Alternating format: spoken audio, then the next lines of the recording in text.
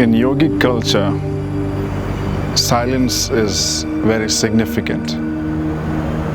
Through deep self-inquiry, the yogis realize that they are not just mind and body.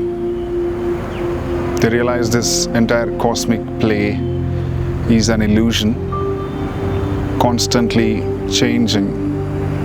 Creation, preservation, and then destruction. Creation, preservation, destruction. It's basically a cycle of this. So they question, what is beyond this creation?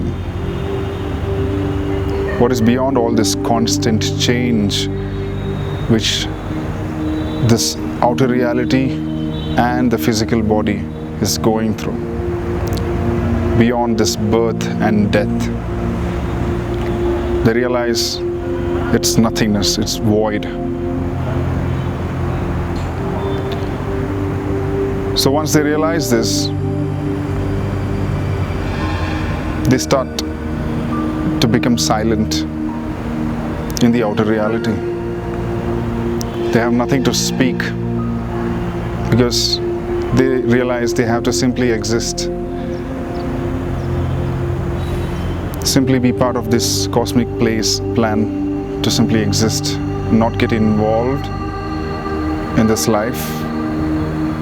Because involving in this life again creates attachment towards the outer reality, creates ideas, beliefs, identifications with the outer reality. Again, it disconnects the yogis from the true state of being, which is nothingness. So silence helps them to become a detached spectator to all the happenings around them and within them. They become an observer. And silence is also very close to nothingness. In fact, all this creation, preservation, destruction is happening on top of nothingness. From nothingness, something comes, lives its journey, and then gets destroyed. Something new comes, lives its journey, and then gets destroyed. So, on top of this nothingness, creation, preservation, and destruction is happening. So, that nothingness is basically silence. Void or shunya is basically silence. So when they are in silence, they automatically connect back to the source which is projecting this illusion of reality. Every sound comes from silence and dissolves back into silence. Every musical note comes from silence, goes back to silence. If you pay attention to all the sounds around you, they come from silence and they go back to silence. Silence is the undercurrent on top of which all sounds are constantly coming and going. So when they realize the illusion of life, when they realize this cosmic play and then go into silence, non-identification with the mind begins. They connect back to the source. Any thought comes, in silence they observe, that goes.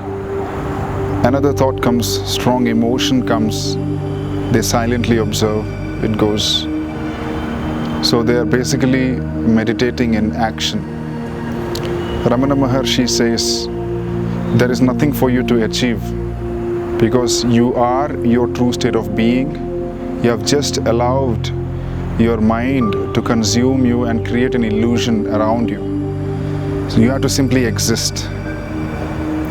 You don't need to achieve something called as realization. Realization is your true state of being. That is very true. You have to simply be silent. Try this. When you're in silence, you tend to be more peaceful than when you're talking. In silence, in fact, you observe the rise of happiness, you observe the absence of happiness, rise of sadness, and absence of sadness. So happiness comes and goes, sadness comes and goes, but peace is permanent. And that peace comes when you are living inwards, not outwards. And silence is the key to be connected to the source, to the peace. There is a difference between being in the mind and being silent, and observing the mind and being silent. When you're in the mind and you're being silent, you could be sad and silent, you could be tensed and silent, you could be anxious about something and silent, you could be disturbed and still be silent. So simply being silent doesn't help. Having this question, having this nature of observation towards your mind along with silence will definitely help. Hope you guys found this video useful. Please do like this video and share your comments in the comment section below, and do share this video to your friends or family who would definitely like to know more about themselves. Thank you.